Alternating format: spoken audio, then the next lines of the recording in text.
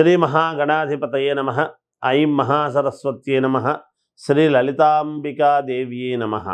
ప్రేక్షక మహాశయులకు ఈ క్రోధీనామ సంవత్సర ఉగాది పండుగ శుభాకాంక్షలు తెలియజేస్తూ ఈ 2024 క్రోధీనామ సంవత్సరం ఉగాది పండుగ నుండి ద్వాదశ రాసుల వాళ్లకు ఎలా ఉండబోతుంది, ఏమిటి ఈ సంవత్సరం అంతా కూడా ఎవరెవరి వ్యక్తిగతమైనటువంటి జాతకాలు ఏ విధంగా ఉండబోతున్నాయి, ఏమేమి పరిహారాలు చేసుకుంటే మీకు ఇంకా మేలు జరుగుతుంది అనేటువంటి విషయం గురించి ఇప్పుడు మనము తెలుసుకుంటూ ఉన్నాము. ఉగాది పండుగ వచ్చింది అని అనగానే అందరూ కూడా రాశి ఫలాల యొక్క మా వ్యక్తిగతమైనటువంటివి ఎలా ఉన్నాయి అని ఎదురు చూడటమే అందరికీ కూడా ఒక ఆనందము ఉంటుంది. అందుకని వాటి గురించి ఇప్పుడు నేను తెలియజేస్తున్నాను. 12 రాసుల వాళ్ళ వివరాలు ఇప్పుడు మనము తెలుసుకుందాం.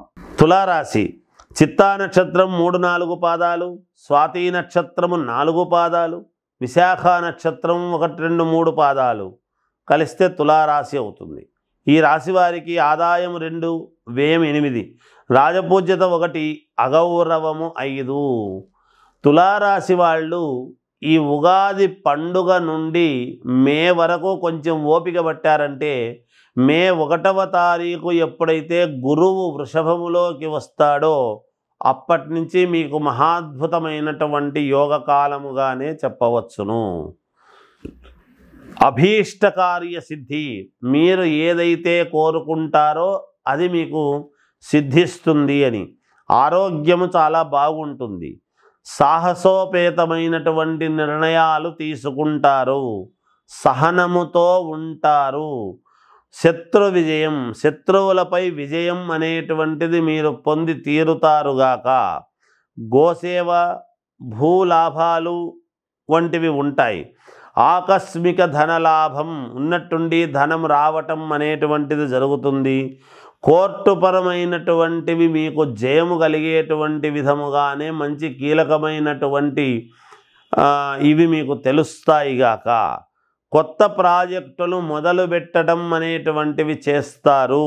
మీ తెలివితేటలను ఉపయోగించి ఎప్పుడూ ఉన్నటువంటివి కాకుండా ఎప్పటికప్పుడు సమాజంలో కొత్తదనం ఏమిటో అది మీరు చూపించేటువంటి ప్రయత్నము చేస్తారుగాక. శారీరక కష్టం అనేటువంటిది ఉంటుంది. ఆ కష్టము వలన యోగము కూడా ఉంటుంది. దైవ సన్నిధికి వెళ్ళటము అంటే ఏదైనా పుణ్యక్షేత్రాలకు వెళ్ళటము కానీ దైవారాధన అనేటువంటిది చాలా అవసరం. దైవ సన్నిధికి వెళ్ళడం జరుగుతుంది. శుభకార్యాలు చేస్తారు. ఇంట్లో ఆ దిశగా ప్రయత్నాలు చేస్తారు. తప్పకుండా విజయవంతమవుతాయి. మీ మాటకు కట్టుబడి సరే అని అందరూ కూడా కట్టుబడి ఉండడం జరుగుతుంది. అలా ముందుకు వెళతారు.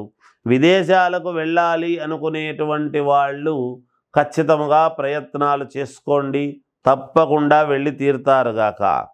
విదేశాలలో ఉండేటువంటి వాళ్లతో కొన్ని మీరు వ్యాపార సంబంధాలు కూడా మెరుగుపరుచుకుంటారు అనేటువంటిది ఉన్నది. విద్యార్థులకు చాలా బాగుంది. సినిమా వాళ్లకు కొంచెము చిన్నపాటి ఇబ్బందులు అనేటువంటిది తెలుస్తూ ఉన్నది. రాజకీయాలలో ఉండేటువంటి వాళ్లకు మహాద్భుత యోగం అనేటువంటిది ఉన్నది. కొంతమందికి స్థాన చలనం అనేటువంటిది జరగవచ్చు. ఏది ఏమైనా రాశిపరంగా చాలా బాగా ఉన్నది. ఇక వ్యక్తిగతమైనటువంటి జాతకాలలో ఏదైనా లోపాలు ఉంటే సరిదిద్దుకొని దీనికి అనుకూలముగా ఈ విజయాలన్నీ పొందండి. మేలు జరుగుతుంది. ఇంకా మంచి మెరుగైనటువంటి ఫలితాలు సాధించాలి అని అనుకున్నప్పుడు పరమేశ్వరుణ్ణి ఆరాధన చెయ్యండి. ఈశ్వరారాధన చేసుకోండి. తప్పకుండా మేలు జరుగుతుంది. జయోస్తు. క్రోధీనామ సంవత్సరం అంటే ఏమిటి అంటే ఈ సంవత్సరము పేరులో మామూలుగా క్రోధి అనంగానే అంతా క్రోధము అనేటువంటిది కోపము అనుకుంటాము. అది ఉంటుంది, వాస్తవమే. క్రోధము ఉంటుంది, కోపము ఉంటుంది. కోపాగ్ని, క్రోధాగ్ని అంటాం మనం. అంటే కొన్ని చోట్ల అగ్ని కీలలు అనేటువంటివి కూడా రావటము జరుగుతుంది అనేటువంటిది కూడా ఉంటుంది. కానీ మరి ఓం ప్రథమములోనే మనం ఈ మాట చెప్పుకుంటున్నామే అంటే మరి పేరును బట్టే కదా జరుగుతుంది ఏదైనా. అయితే అగ్ని క్రోధాగ్ని అనంగానే మనకేమనిపిస్తుంది అంటే అబ్బా ఎలా ఉంటుందో ఏమో ఈ సంవత్సరం అనుకుంటాం. పైగా మంగళవారము, కుజుడు ప్రాధాన్యత, కుజుడు రాజైనాడు ఈ సంవత్సరం. మంగళవారము అనంగానే మంగళం మహత్తని, ఎప్పుడూ కూడా మంచిదే మంగళవారం. మంగళవారం ఎప్పుడూ కూడా చెడ్డది కాదు, మంగళకరమైనటువంటి రోజు మంగళవారము. కనుక ప్రజలందరికీ కూడా మేలే జరుగుతుంది గాక. అయితే క్రోధాగ్ని అని ఎందుకంటున్నాము అంటే అక్కడక్కడ అగ్ని అనేటువంటివి కొంత కాస్త మనము అగ్ని మంటలు అనేటువంటివి జరుగుతూ ఉంటాయి. కానీ దాని వలన మన శరీరములో కూడా అగ్ని అనేటువంటిది ఉంటుంది గాక, కోపాగ్ని క్రోధాగ్ని అని. ఈ ఎప్పుడు అంతర్మథనం అనేటువంటిది జరుగుతుంది. అంతర్మథనములో నుంచే కదా ఒక మహాద్భుతమైనటువంటిది ఆవిష్కృతం అవుతుంది. అది గమనించాలి మనం. అందుకని ప్రజలు ఎవరు కూడా ఆందోళన చెందాల్సినటువంటి పనేమీ లేదు. కుజుడు రాజైనటువంటి దాని వలన ఏమిటయ్యా లాభం అంటే భూములకు చాలా విలువ పెరుగుతుంది, రుణాలు బాగా చేస్తారు, అప్పులు చేస్తారు, కానీ అప్పులు తీర్చుకుంటారు కూడా. మరి అప్పు తీరాలంటే కూడా ధనమే కదా రావాలి. మరి దానికి కూడా మరి కుజుడు అనుకూలించాలిగా. కాబట్టి ఒక చోట పెద్ద అప్పు చేయటము, చిల్లర అప్పులన్నీ తీసేయడము జరుగుతుంది గాక, భూములకు విలువ చాలా పెరుగుతుంది గాక. అంతేకాకుండా ఎర్రటి ధాన్యానికి మంచి గిరాకీ విలువ పెరుగుతుంది. అలాగే ఈ సంవత్సరము మాంగళిక దోషాలు, కుజదోషాలు ఇవన్నీ ఉండేటువంటి వాళ్ళు విపరీతముగా పూజలు కార్యక్రమాలు చేసుకోవటం అనేటువంటిది జరుగుతుంది. ఈ సంవత్సరము కుజుడికి ప్రాధాన్యత అంటే సుబ్రహ్మణ్యేశ్వర స్వామికి ప్రాధాన్యత అనేది మనము గమనించాలి. సుబ్రహ్మణ్యేశ్వర స్వామికి ప్రాధాన్యత అంటే ఏమిటి అంటే సంతానాన్ని ఇవ్వవలసినటువంటి వాడు కూడా సుబ్రహ్మణ్యేశ్వర స్వామి. వివాహము కావాలి అంటే కుజుడి యొక్క ప్రభావమే.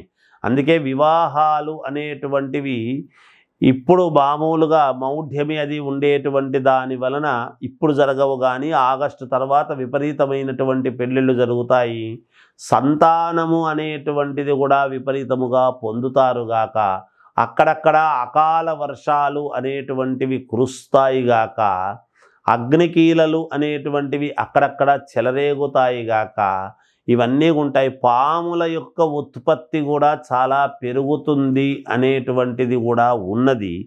ఇది ఐశ్వర్యము కొన్ని చోట్ల కొంత ఏదో ఐశ్వర్య నష్టం అనేటువంటిది కూడా ఉన్నది.